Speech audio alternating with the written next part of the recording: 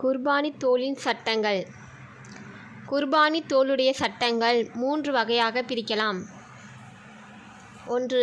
குர்பானி பிராணியின் தோலை பதனிட்டு அதன் மூலம் பயனுள்ள பொருட்களை செய்து குர்பானி கொடுத்தவர் தானே பயன்படுத்தலாம். ஆயிஷா அலி அவர்கள் சக தோழிகளிடம், உங்களில் ஒருத்தி ஒவ்வொரு வருடமும் தங்களுடைய குர்பானி தோலிலிருந்து ஒரு தோல்பை செய்ய முடியாதா என்று கேட்கிறார்கள். 2. ஏழை அல்லது பணக்காரர் என யாருக்காகவும் தோலை அப்படியே அன்பளிப்பாக வழங்கலாம். மார்க்க கல்வி பயிலும் மாணவர்களுக்காக வழங்குவது மிக சிறந்தது. இதில் சதக்கா செய்வது மற்றும் மார்க்கத்திற்கு உதவி செய்வது என இரட்டிப்பு நன்மை கிடைத்துவிடும்.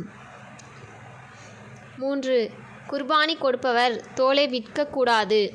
அப்படி விற்றுவிட்டால் அதன் மூலம் வரும் விலையை கண்டிப்பாக ஜக்காத் வாங்க தகுதியான ஏழைக்கு சதக்கா செய்ய வேண்டும்.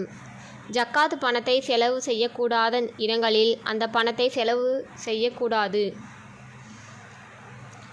பொது நூலகங்களுக்கு நூட்கள் வாங்கி வழங்குவதற்காகவோ பொதுப்பணித்துறை சார்ந்தவற்றுக்காகவோ அந்த பணத்தை செலவு செய்யக்கூடாது.